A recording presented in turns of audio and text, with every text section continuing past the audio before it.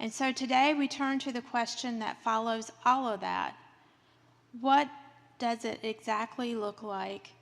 What does it actually look like to live this way day to day? How are we guided?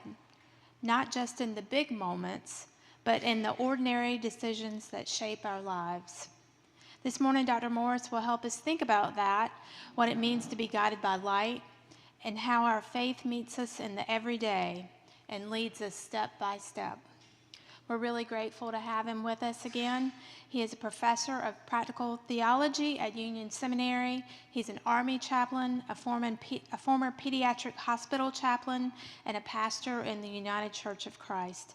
He brings both deep wisdom and lived experience. And it's been a gift. It's truly been a gift to learn from him these past 2 weeks. Thank you, Dr. Morris. We're going to open in prayer, and then I'll turn it over to you. Great.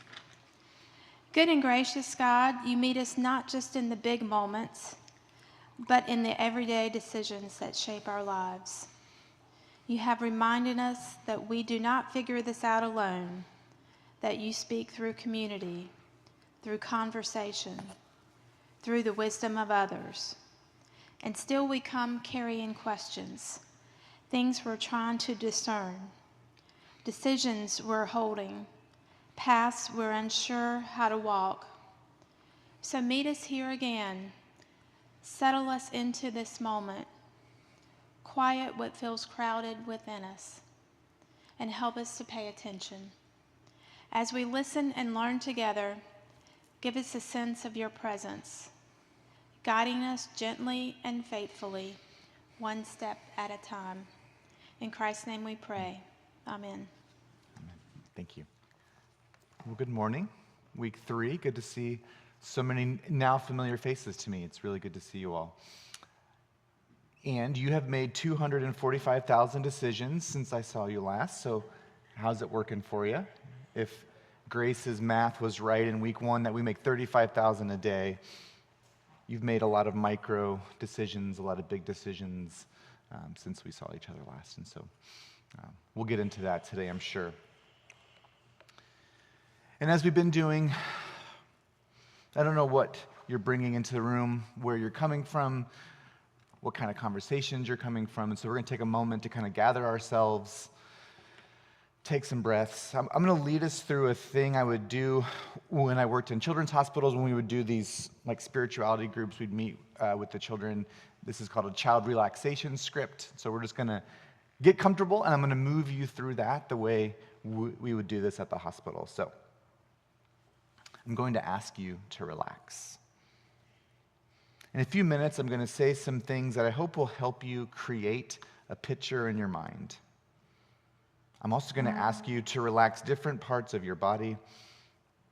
Learning to relax will help you cope with angry, sad, and scary feelings. So friends, find a comfortable position in your chair, not touching anyone, and take in a few relaxing breaths. If you feel safe, close your eyes and relax. Wiggle a little bit and make yourself comfortable. All right, take a few more relaxing breaths. Breathe in and breathe out. Breathe in and breathe out. That's it. You are feeling peaceful. If you are angry, you can picture yourself moving from hot to cold on the thermometer, becoming more and more relaxed, cold, peaceful. Now, with your eyes still closed, pretend that you are on a white, fluffy cloud, high in the sky on a beautiful day like today. You're floating peacefully on that white, fluffy cloud, moving very slowly. You are as light as a feather. And the fluffy cloud holds you safely, floating across the sky. Now, as I count from 1 to 3, imagine that you are sinking deeper and deeper into that cloud, so the cloud is all around you. 1, 2, 3. You are enjoying the ride on the cloud. Now, notice your toes and your feet, how relaxed they feel. Notice your legs. All the muscles in your legs are light and relaxed on that cloud. Notice your arms, your neck, your head. Now that you are totally relaxed, floating on that fluffy cloud, remember that you can return to your very own cloud whenever you feel like you need to calm down and relax. Whenever you need to cool off, whenever you need to move from hot to cool on the thermometer. Now we're getting ready to stop our ride on this cloud. We will open our eyes on the count of 3. 1, 2, 3. I invite you to open your eyes when you're ready. Welcome back to the room. Stretch a little bit, wiggle it out. And it's good to see your faces again. So this is where we've been so long ago, 3 weeks ago. But today, as we heard in the intro, it's more about now it's this background, now to do this. What does it mean to actually make decisions? How are we guided by light, as our title suggests? How essentially are we going to use our power, our privilege, our influence to make responsible decisions? We've been using this Flannery O'Connor quote as kind of our way into the subject matter over these 3 weeks, where O'Connor says, like a very doubtful Jacob, we confront what stands in our path and wonder if we will come out of the struggle at all. And for me, at least, this quote has continued to highlight the doubt, the uncertainty, the struggle of trying to make informed decisions, trying to do what feels right, trying to do what feels like the next faithful step. These micro decisions we make along the way. And also over these 3 weeks, we've been thinking about our own questions. And maybe you have some resolution from where you were 2 weeks ago. Maybe you have a new question. And so these are sort of ways to get us into this subject matter of what we've been thinking about. That's why I open us with this moment to kind of center ourselves, is because a lot of these things are quite heavy.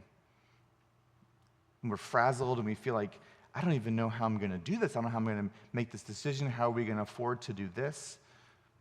How do we know if it's the right move to go there? What school, lottery should we do for our kids, right? All these decisions can feel like it's the end-all, be-all. So in week 1, we talked about seeing with gospel eyes and like forming the practical wisdom to actually like step into public life. And I talked a little bit about trauma and traumatic events and how for our bodies, this idea of moral injury, these betrayals to us, these betrayals to how we make decisions, like how that kind of complicates our decision making. That it's not as easy as just go make the right decision, but it's like what happens when our jobs, our politics, our family of origin, all these things, when we feel these deep senses of betrayal. And so I asked you if you've ever done something that violates your moral code. I rhetorically asked you, like nobody had to raise their hands. If you've ever witnessed something that violates your moral code, your cherished values, or spiritual assumptions. If you felt helpless to address a harmful situation. If you felt betrayed by authorities, by peers. And my hunch is that you find yourself in one of those boxes, if not 2 or all 4. That these micro-moral injuries that happen in everyday life. And then last week we started talking about criteria. Okay, how do we actually do this then? And I introduced this idea as a chaplain and working in my field of practical theology, like how we talk about making decisions. How we talk about this interpretive process of you make an action, you do something, and then you reflect on that action, and then you do it again, right? The whole point is that every time we make a decision, we reflect on it to hopefully make better informed decisions or similarly informed decisions, but we're constantly kind of reflecting on the reasons we make decisions. And in those 4 tasks, we talked about what's going on, why it's going on, and then that normative kind of discerning stage of what ought to be going on, and then how we're going to respond. And so today we'll spend a lot of time in that how we will respond. All right. What do you see? What do you see here? No pressure. This is, of course, this is a Rorschach test. Butterfly. That tells me a lot about you. No, I'm just kidding. So the Rorschach test was used as a way to think about personality, to think about, it's a psychological test of discerning. They would use these ink blots, like a series of ink blots to make interpretive decisions of what this person is dealing with, how they're making decisions, their emotional functioning, their personality characteristics. And so in the 1960s, Harvey Cox was a theologian. He says the way we think about Dietrich Bonhoeffer is our own kind of Rorschach test. That when we see Bonhoeffer, we often see what we want to see about our own political beliefs, our own spiritual beliefs. It just so happens that he's always on our side, whatever the side is. So we're going to use Bonhoeffer today to think about decision making. Since World War II, and we'll get into a lot about who Bonhoeffer was, but Bonhoeffer has been held up as this exemplar, this saint, this modern day saint of like how to stand up to oppression. So starting at least, really in the 1970s, a Jesuit priest, Daniel Berrigan, used Bonhoeffer's life and execution as when he decides he's going to burn draft cards for the Vietnam War. And he's on the run, he's hiding from the FBI, he's one of the FBI's most wanted. He says he did this, and he announces this on April 9th, the day that was the anniversary of Bonhoeffer's execution, and he says, just as Bonhoeffer stood against injustice, I'm doing this now. Using Bonhoeffer as a way to think about his own decision-making. And then moving through the latter years of the 20th century, people on the right and the left kind of co-opt Bonhoeffer to say, this is why we're doing what we're doing. So he becomes helpful as certain people on the more right, like on the politically right, like on the conservative side, helps them take a stand against abortion, helps them take a stand against same-sex marriage, helps them take a stand against other religious values. Even George W. Bush, so he goes to Germany. He's at the very Reichstag that years previously had the fire that leads to Hitler becoming chancellor, and he says there, when he's needing support for the wars in Iraq and Afghanistan, that leaning on Bonhoeffer's legacy, that Germans were able to stand up against oppression. So George W. Bush even using the name of Bonhoeffer as a way to think about making decisions. And so this question starts to come up of, are we in a Bonhoeffer moment? The phrase, as far as we can tell, comes up in a little throwaway blog comment in 2007, but it really comes to the fore in 2012 by author Eric Metaxas. So Eric Metaxas, he writes a book in 2010, a biography of Bonhoeffer that is kind of a big deal, sells millions of copies. The Bonhoeffer scholarly community has some issues with it. But Metaxas' point in 2012, he says, quote, that there are spectacular parallels between Hitler's Germany and Obama's America. So he uses this then as this rallying cry to continue to support Republican, presidential candidates, the Supreme Court decision in 2015 for same-sex marriage. And so then, even 2 years ago, this movie comes out called Bonhoeffer. And you can't really see it there, but it says, pastor, spy, assassin. And also what you can't see is Bonhoeffer's holding a gun. He's holding a pistol. The Bonhoeffer family, when they see this, they say this is an outrageous reversal of history. His grandnephew says, like, my great-uncle, my great-great-uncle would never have carried a weapon. This is completely at odds with history, completely at odds with who he was. The film has the slogan, "How far will you go to stand up for what is right?" This is not a question anybody who studies Bonhoeffer ever finds that he ever actually says that. So what is it about people from the past that we use as a way to think like we want a superhero? We want a martyr who can help us say, I'm making decisions like Bonhoeffer. I'm making decisions like Dorothy Day. I'm making decisions like MLK, right? We want these people when we're in our own context, trying to figure out what's right, what's wrong, how we make these decisions. So almost immediately when Bonhoeffer is executed, quickly, almost immediately, he's turned into a martyr. So Reinhold Niebuhr, the famous German-American professor and ethicist, says, a martyr has died. So we want to look to these people as these like exemplars par excellence of like how to make decisions. Are we in a Bonhoeffer moment? And the thing I think is so not helpful about that question is life isn't like that.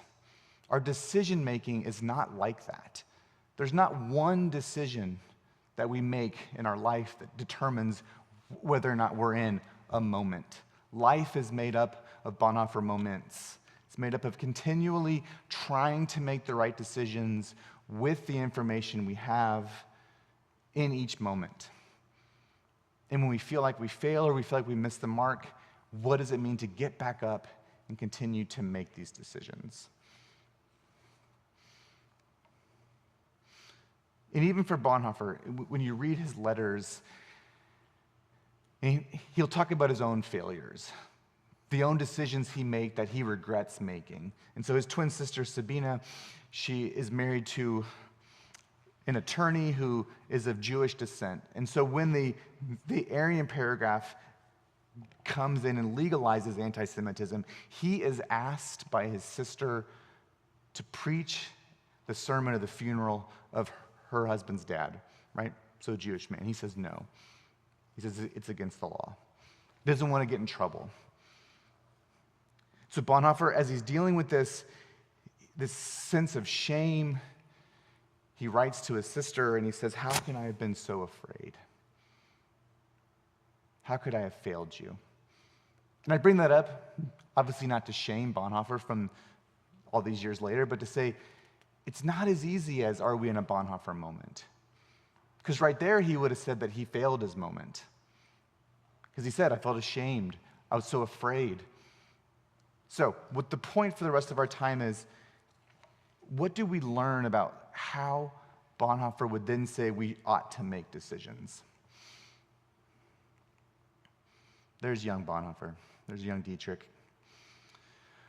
Born in February 1906 in present-day Poland, but at that point it was Germany. 8 kids, living in Berlin in this very bourgeois kind of academic area of Berlin. His dad is a professor of neurology and psychiatry at the University of Berlin. And so from a very early age, aristocratic, educated, people coming into the home, this prestigious neurologist. And Bonhoeffer feels a call to the church. He feels a call to ministry. And he announces to his family that I'm going to be a theologian. And they laugh at him. They deride him. They say, what a poor, feeble, boring institution is the church. And so Bonhoeffer decides, actually, that's why I'm going to change it from the inside. And so he goes to the University of Berlin, and he gets his PhD by 21, so a lot younger than I was. He's a lot smarter than I am. There you go. Thank you, Courtney. And then I'm just going to do a couple little touch points of his life, because he goes to the other union, not the right union, but the other union up in New York City. So he graduates, and he goes up there for a year to learn from Reinhold Niebuhr, to learn this famous institution. And it's there that we start to kind of see the impact of communities, the impact of relationships, the impact of friendships, how it changes the course of his life. So he meets two people when he's at Union. He meets Frank Fisher, a black student who he starts to go to Abyssinian Baptist Church with him in Harlem, and he encounters this gospel that he had never encountered before in Germany. He writes home and he says, I have found Christ in the black church. I have found real worship, real community, real struggle in the lives of Abyssinian Baptist Church. And he holds on to that friendship with Frank Fisher, and to go back to Germany, which he will at the end of 1931, to say the way the American public was treating the black population was very similar to what he was seeing beginning to happen with the Jewish population. So this idea of solidarity, this idea of being with the underside, starts to kind of take root in New York City. And the other friend he meets there is a pacifist, a French pacifist named John Lasserre. And so for a French and a German to be friends in the early 1930s, not so recently after World War I, right before World War II, in this kind of interwar period, is a big deal for them to be friends. But it's with John Lasserre that he learns about pacifism. He learns about the Sermon on the Mount and these new ways of reading it.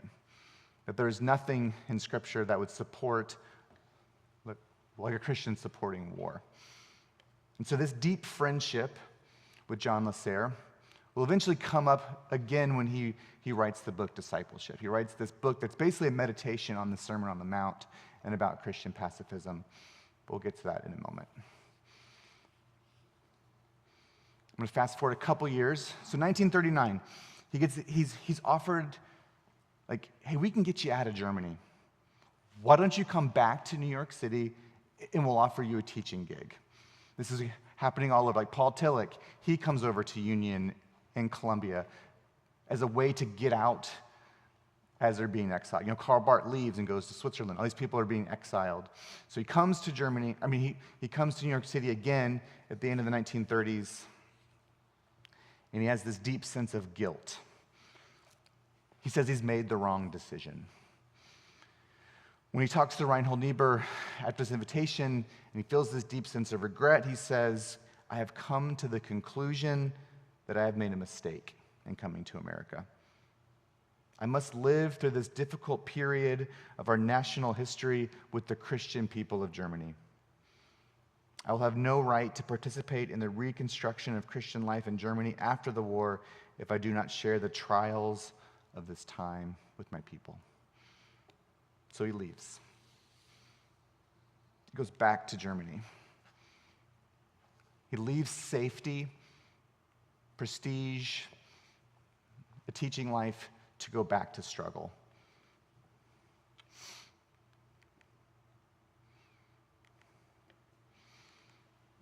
Are we in a Bonhoeffer moment? So I've been kind of hard on Dietrich. I kind of talked about the regrets he had in not preaching at the funeral of his sister's father's dad.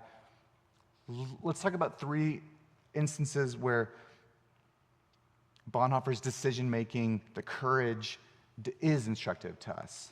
So let's go back in time. 1933, 2 days before this. So this is February 2nd, 1933.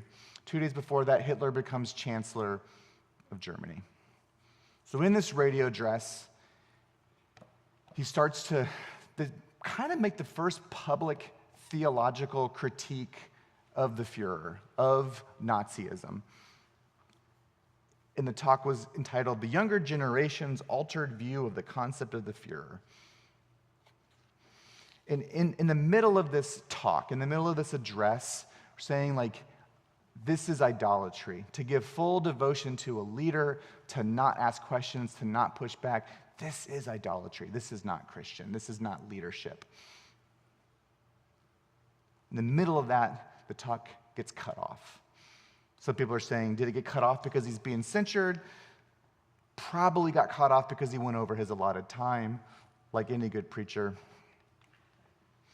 But the courage in 1933, before anyone else, at least publicly, was critiquing Hitler and the Nazi regime, we see Bonhoeffer doing it. So fast forward a couple years to 1935, the German church has completely become Nazified. The German Protestant church, the state church, so if you want a pension, if you want pay, coming through the state church, both the Roman Catholic Church and the Protestant church.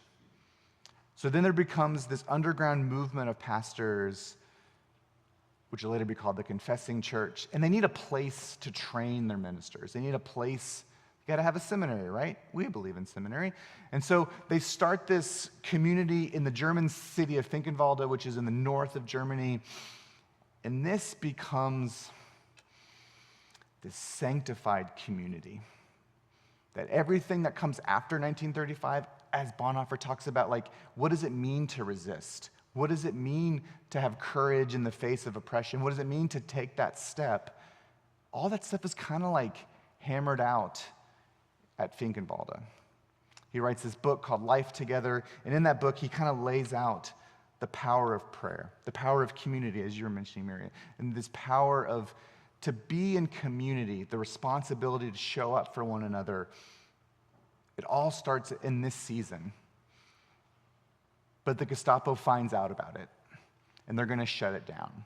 And so they shut it down in 1937, but like the work had kind of already been done. This underground church movement, this underground seminary movement of these resistors. And the last one is 1941, Operation 7. On the previous slide where Bonhoeffer's carrying a gun, the words say assassin and spy and pastor. That one we're not going to argue with, but we'll quibble with the other two. What was Bonhoeffer's role in the actual resistance, in the actual plans to assassinate Hitler? Because in that film, in that slide, he's got a pretty active role. And when I say that the truth is a little more complicated, I don't mean it as an insult, but it's a little more complicated. Like within the resistance circles, we know that he did have a role in the Abwehr. So the Abwehr is the German, like, counterintelligence. He first wants to be a military chaplain, and they say no. So he wants to stay out of, like, the actual German army. And so he uses his contacts in the ecumenical movement. His brother-in-law, Hans von den Anny, he uses these connections to get into the, like, German, like, counterintelligence. And he does kind of become like a double agent. He does sneak information back and forth. And the clearest we have of this is this operation in 1941 called Operation 7. So the first, like, deportation of Berlin Jews, like, out east starts to take place in October of 1941. And so Bonhoeffer and a lawyer who's also kind of in the resistance, who's also working in the Abwehr, they start to forge paperwork and get money together and visas together to sneak out as many Jews as they can from Germany. And so they do this. Not with very many. You about 41, which in the grand scheme of things, it doesn't sound like a lot. But these little micro decisions, these little micro moments of using your power, using what you have in front of you, your contacts, did move these individuals out of Germany and into Switzerland. This becomes the thing that the Gestapo, the Nazis, they get Bonhoeffer on when he's eventually arrested and sent to the concentration camp. It's that he was working as this double agent against the regime. So what do we learn from Bonhoeffer then, as we close?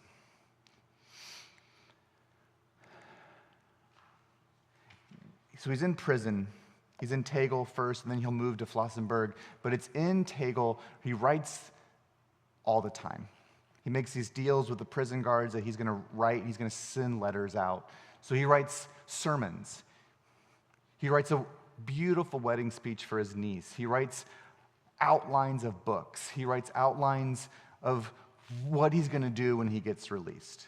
Like, so his book Ethics, that gets published after he's assassinated, we get most of that from his prison letters. And also in that collected manuscript is a little beautiful essay called After 10 Years. So he writes this in December of 1942, going into 1943, thinking about 10 years under Hitler's rule. And so in this very vulnerable letter that he's writing to his friends, his family will read this on Christmas morning. They will read sections of it throughout the day. Like, what does Dietrich have to say to us? So as we think about how are we guided in our own decision-making today in 2026? What can we actually learn from the life of Bonhoeffer instead of just using him as like a poster of what resistance looks like? So in that letter, he offers us many things, but three in particular. The one is viewing history from below.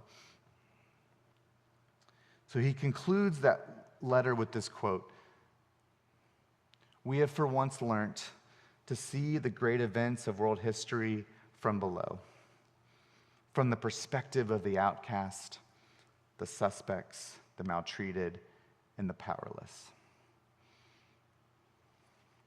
So in our decision-making, in the place God is calling us into, we are viewing that history from below, from the powerless, from those who history is being inflicted upon as he sits there from his prison cell. And for Bonhoeffer, this is because of this idea of sociality, that Christ exists not just as this previous fact, not just as a spiritual entity, but exists in our relationships with one another. And when I encounter you, I'm encountering the same you that Christ encounters. The person is a relational entity. It's not just disconnected from the holy. The individual exists, like my existence is predicated and based deeply on your existence. So I view history then, make decisions, vote differently, think differently, advocate little decisions, thinking about those below.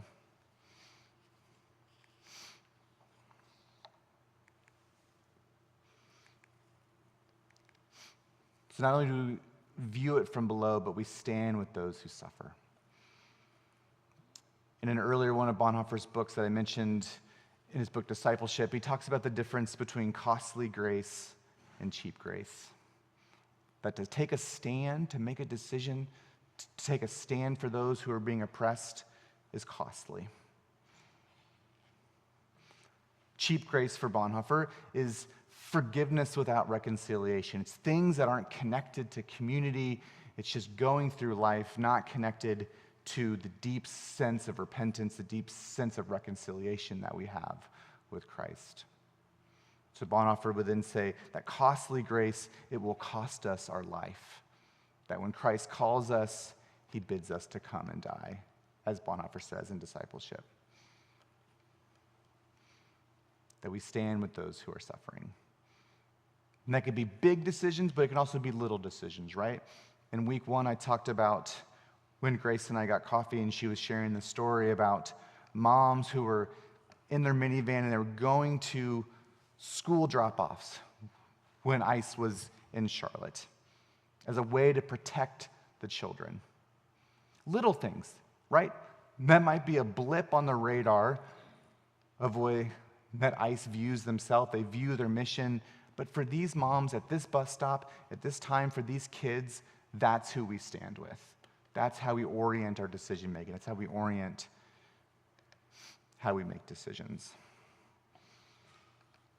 For Bonhoeffer, faith always demands sacrifice. And then finally, in that letter, he asks this question of who stands firm. And you can't read that, but that is his headstone after he's executed in Flossenburg concentration camp mere weeks before the Allies liberate Germany.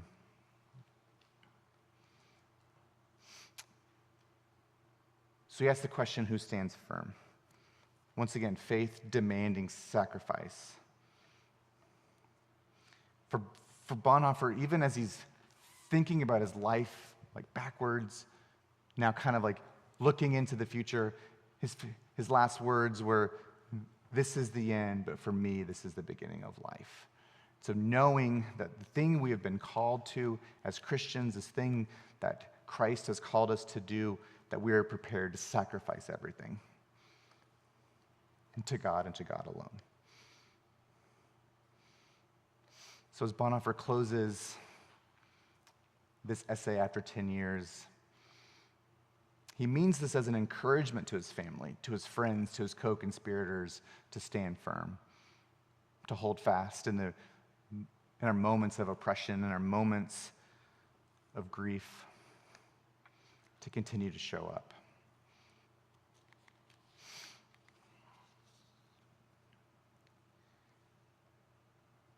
And a big thing in Bonhoeffer, especially toward the end, as he's like taking this full stock of his life, will always talk about responsible action. It's always about responsibility over principles. So he says, the world is thus the domain of concrete responsibility that is given to us in and through Christ Jesus.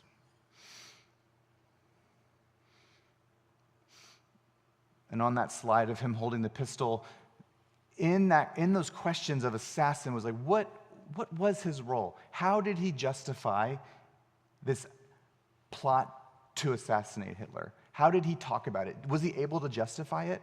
And over again, in his prison letters, in Ethics, the book, he says, I'm not able to justify this. This is wrong. But this is the decision we have to make. He says, quote, the responsible action must decide not simply between right and wrong and good and evil, but between right and right, wrong and wrong. And so for Bonhoeffer, the concrete responsibility was bigger than the principles, the theological doctrines, these things. He knew that if it got to that point, this was what concrete responsibility demanded.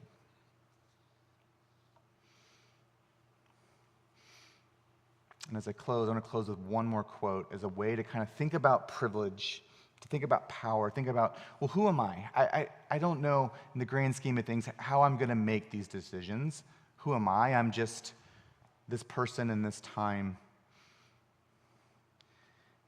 And so I think the question instead of like, how do we use our privilege becomes, how best can we use what has been entrusted to us? How best can we use the power, the responsibility that we have in life?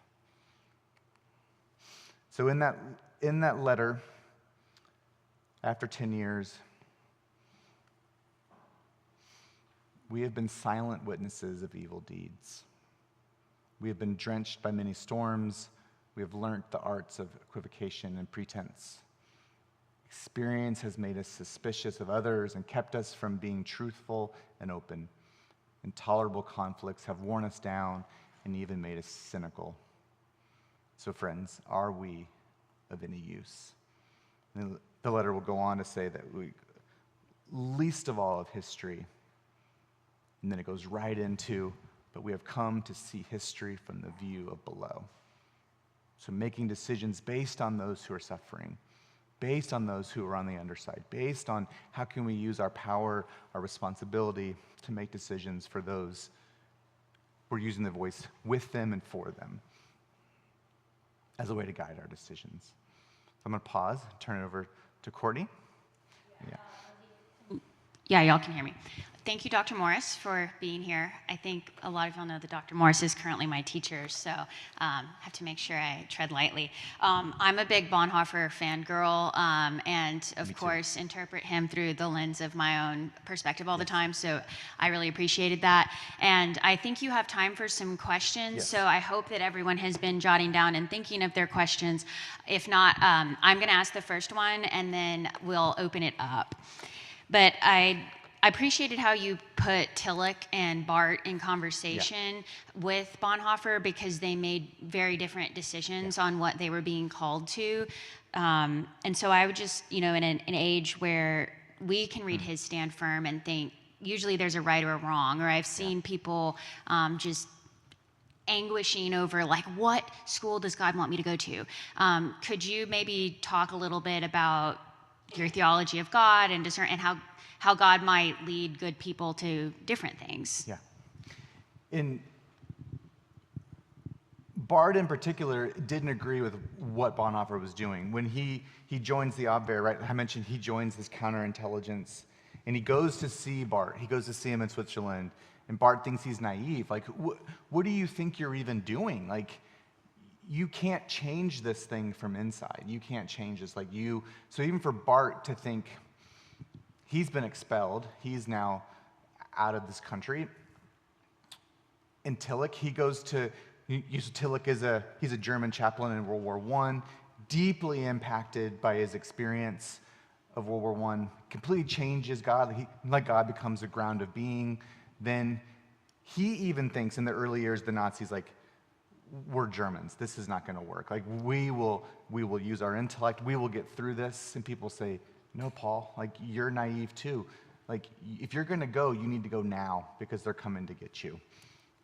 So as many of the other intellectuals in Germany at the time, some didn't get out. Like Walter Benjamin, he's trying to get out. He's trying to leave, and he ends up dying in Spain, awaiting safe passage. And so, but for Bonhoeffer, it was, at least with Barth, one of his closest friends and mentors is telling him, you're doing the wrong thing. But for Bonhoeffer, it's so resolute that what he's feeling in his relationship with God and how he's feeling called and moved, it's no, this is where we diverge here, Carl. And so he ends up, as I say, he joins the resistance.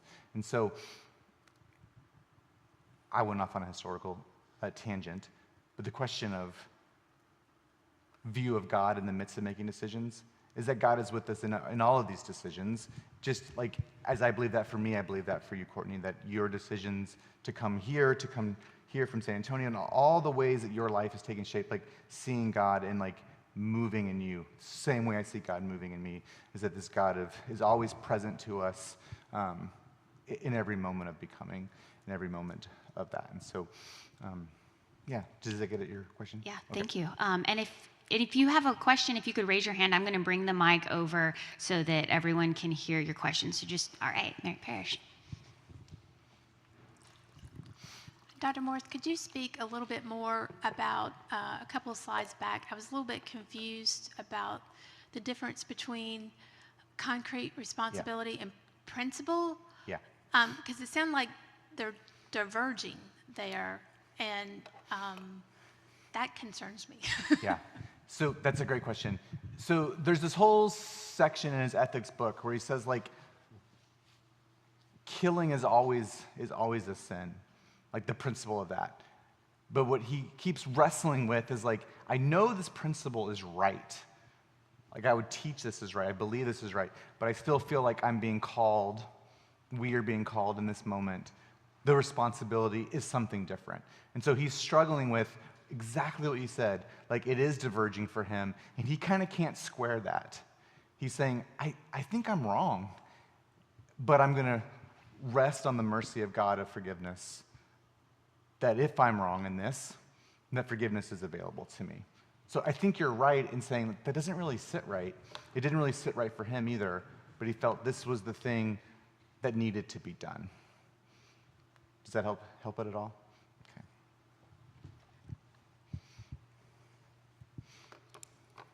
I still have the mic. I'm bringing it around if anyone has a question. Alex. For those of us, myself included, who have not studied Bonhoeffer, Yeah. and you talked earlier just about the way that he has sort of been, his story has been grabbed on by different Yeah. people with biases that they use to sort of prove their point, if you will. For someone who's looking for an unbiased, neutral, like study of him or books, like what are some recommendations you would have for? Because I think it's a fascinating story. I just want to go into it with a unbiased lens. I love that. There is, well, reading him, the book Life Together, it's small. It's almost like a pamphlet, but it's kind of like his view of what the Christian life demands of us. So Life Together. Really good biographies. So I mentioned the Metaxas biography, and that's kind of the one that everyone, because it was a New York Times bestseller, it sold millions of copies, which is wild to think about a theology book in 2010 selling, more than 100 copies and sold millions. The really big biography, it's like 1,000 pages. You don't want that. But Eberhard Bethke, it's an incredible biography. But Victoria Barnett has this little, 40-page book. It's called After 10 Years. It has this essay, and then it's her interpretation. And so she has been she was originally a Holocaust scholar. And through her scholarship, she learns of this guy, Dietrich Bonhoeffer. She keeps hearing about him in the records, either from women who she's studying or other pastors. And so she starts to become the world's most renowned Bonhoeffer scholar from her work of studying the Holocaust and resistance. And so her little book called After 10 Years is incredible.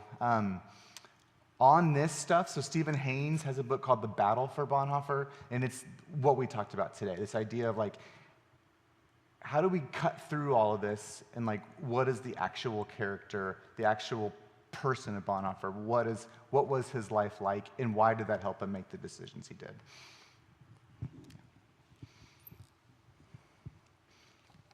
Yes, Amy.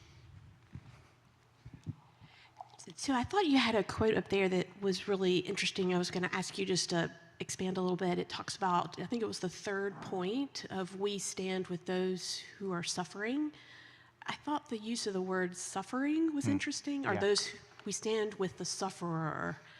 Yeah. Would you just talk a little bit about why that word maybe, or what that means? I just thought that was really interesting. Yeah. So this comes late for him, that it's because the Jewish question starts, and he feels like with Kristallnacht, they weren't. He feels this deep sense of it's not just that we politically are taking some stand against the principle, back to that point, but it's no, there's actual suffering.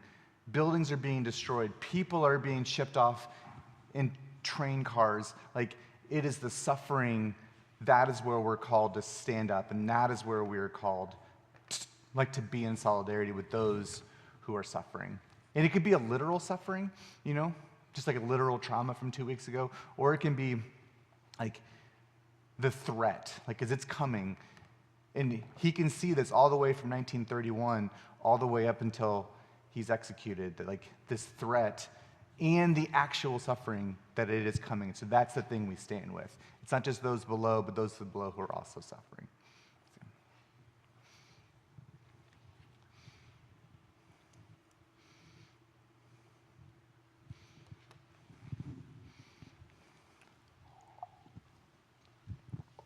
Do you teach on martyrdom? Because you mentioned the word a few times, and we're hearing about martyrdom and the importance of that in Islam right now. And then when I sit here and I think about who are the American martyrs, it's Renee Good and Alex Preddy and freedom riders, but none of the rest of us who are living our posh lives are out there martyring ourselves up.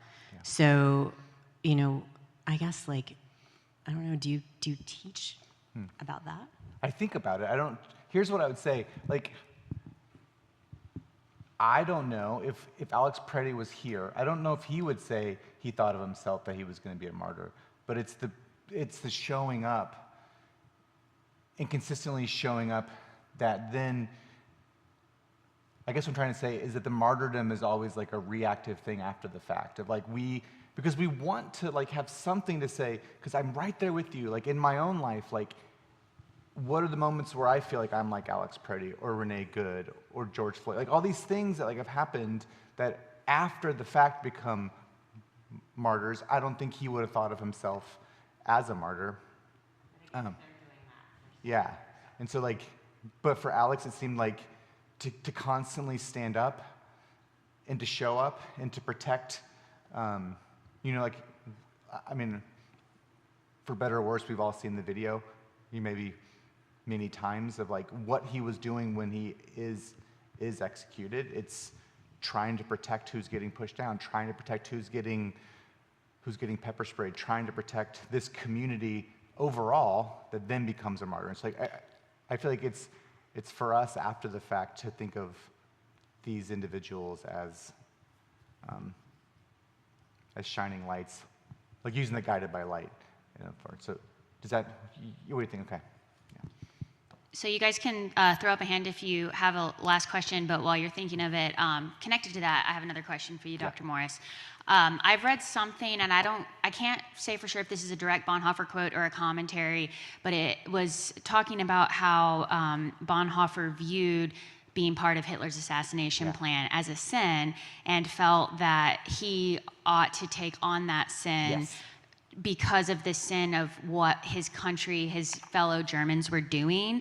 So, I mean, can you talk a little bit, I mean, I think that a little bit is connected to standing with the sufferer and the idea of martyrdom, that he was willing to put that sin on his soul because he thought the sin of his country was so great and was trying to pull them out of that. Could you share a bit about that piece? Yes, I'm glad you brought that up. I had a note about that. Let's see if I can find it. There was, because he kind of makes the point, kind of what you were saying too, like we want to like do these things but kind of keep our hands clean too. And even as I thought about like being a military chaplain and like writing about moral injury, trying to stand outside of something, it's like for Bonhoeffer would say like your hands are dirty just by existing in the system. Like none of us escape history in a way with clean hands. And I can't find the quote, but like you're exactly right. Like, we all take on guilt and take on this sin, and it's the responsible action then of like, what do we do with that? Because we can't separate ourselves from being enmeshed in this very thing. Is that the quote you're talking about?